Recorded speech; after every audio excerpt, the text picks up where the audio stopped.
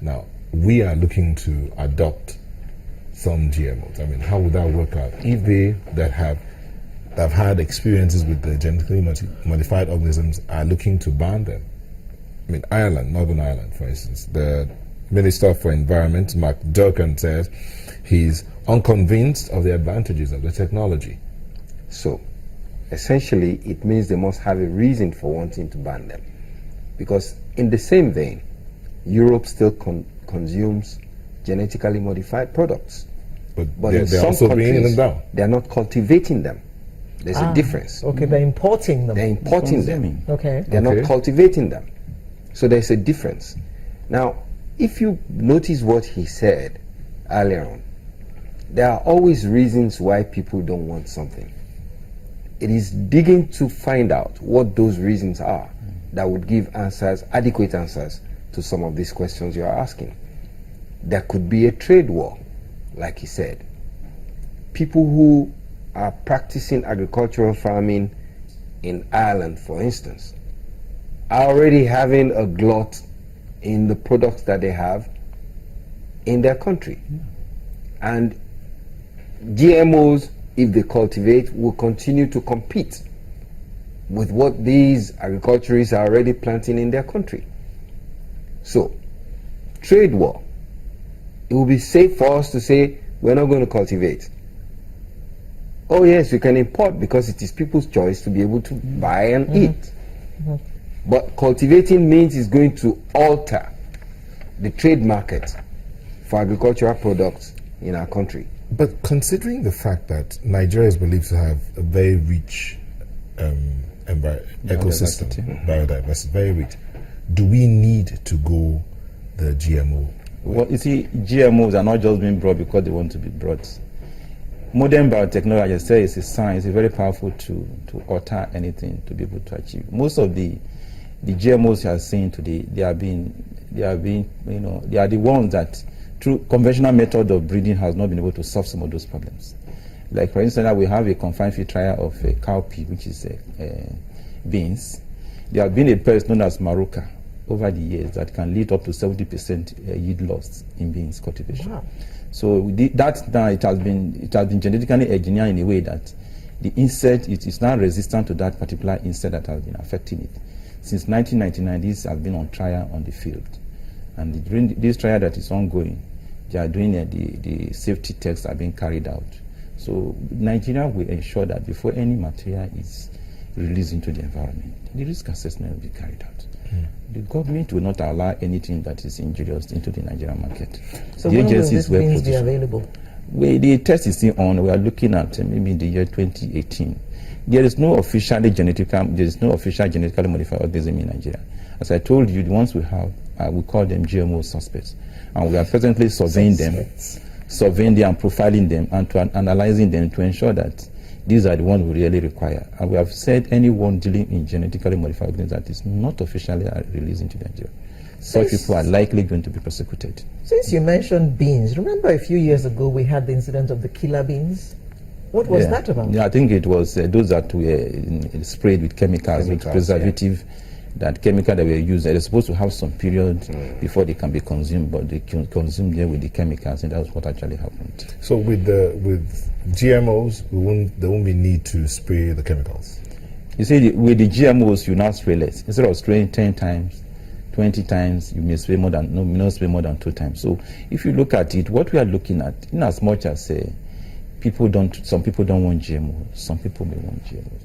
Problems that we have not been able to solve over the years, and you have a technology that can solve it. And when you analyze and you don't find any risk in it, I don't see any reason why we should not adopt it. And again, the population of Nigeria is increasing. In as much my agency do not advocate for GMOs, we must also look at the economic impact on the Nigerian economy.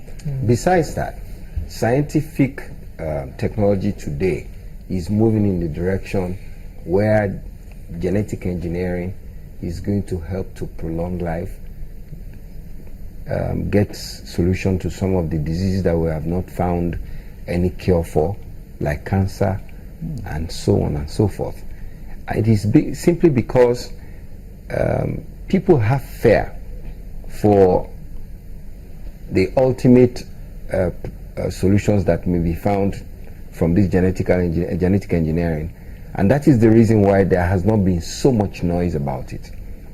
Because today, there's a center in South Africa, and there's a Nigerian doctor who is working there, Dr. Abayomi. He came over and had a one-day conference in Sheraton last year, and I was shocked.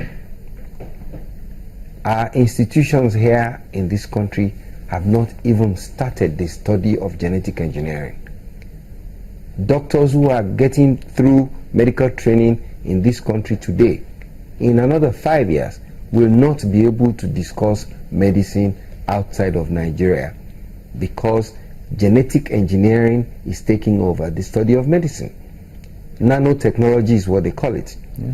And in nanotechnology, there is a possibility that genetic engineering will alter primarily the stem cell of a living person, that will prevent the person from having that record of inherent disease that is hereditary in the family. Mm-hmm. It will disappear totally just by simply tinkering with the stem cell of that person. That's where nanomedicine is going. And biotechnology today is the way of the world. So it isn't something that we can put a halt to in Nigeria. Rather, it becomes a challenge for us to say that our scientists, our professors in universities should begin to look in that direction to train Nigerians in the universities in this field. What about the issues of regulation? How much of regulation is there in biotechnology? There is. That's the reason why this agency is in existence. If you look at my card, I'm the Director General of the National Biosafety Management Agency. The agency has been, before now, a unit under the Federal Ministry of Environment. But now it's a full-fledged agency with law backing it up. And the staff have been trained up to master's level, some of them. And we have a biosafety lab to detect and analyze GMOs before they are released.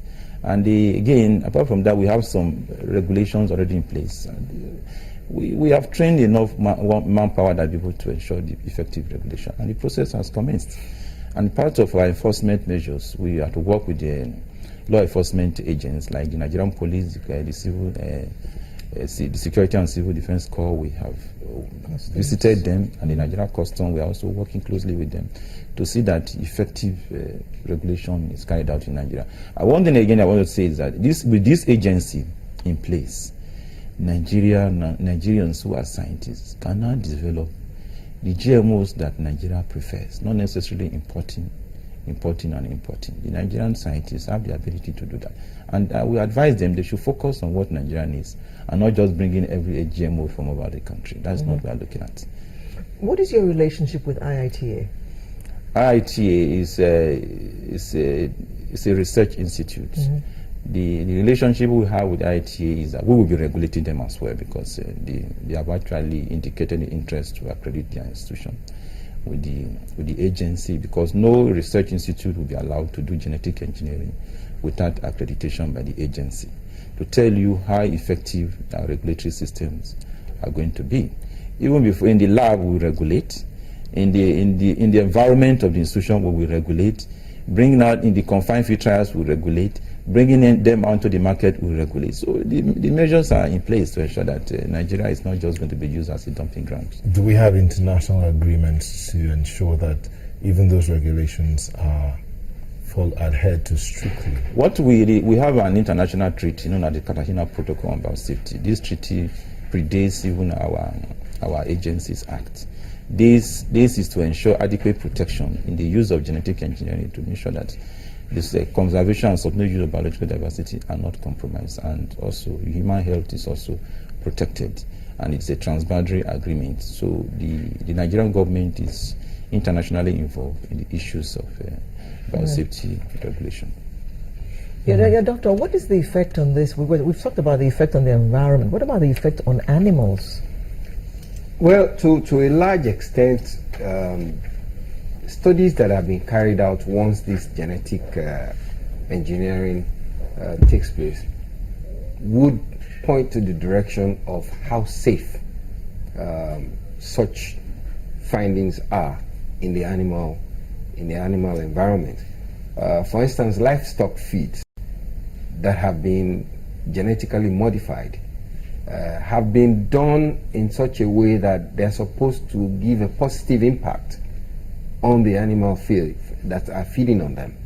But studies have to be carried out, and that's why there is always this period, this long period of testing, that to reassure that there is no adverse effect when the animals get to feed on these genetically modified products. But you see, like I have always said, there is always this thin line between the known and the unknown, and that's where there is always a concern. Now, whether or not we like it, the science of genetics has commenced. And it's moving on. And it is moving on. Should we be left behind? And that's the big question. Let me bring this here. I'm going to double barrel question. Now, the Senate passed a biosafety bill in 2011. Has it been assented by the president? In 2011, that was when the transition of Jonathan's government was just coming in. So because there were a lot of backlog of bills at that time that were passed, but because of the long period of backlog of bills that were standing, that couldn't be signed, and so it became time barred. And it was subsequently moved back to the National Assembly, and it was debated again. It was now signed in 2015. Okay. The controversial territory around this whole matter is, how sure are we to ensure that this is not a way of running our ecosystem?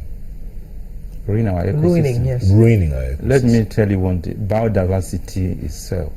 Biosafety is to ensure protection of the ecosystem. That is when you're talking about biodiversity, these are the content of the ecosystem. You're looking at the animals and the plants, microbes. So biosafety is a measure to ensure they are properly conserved, protected from any impact of modern biotechnology. With the agency we have on ground, and I told you, there are laid down standards already developed to ensure that this process is carried out, to ensure that there are no environmental consequences before any genetically modified organism is released. Okay. U.S. farmers, you see, these are questions that the farmers will be asking out there. U.S. farmers claim that since they started using GMOs, the seeds that have been genetically modified, they've been forced to buy the chemicals needed from the companies manufacturing this. Not necessarily so. Let me tell you, what they do, the companies manufacturing, they call it Roundup Ready. That is, everything is packaged for you to buy. As I said,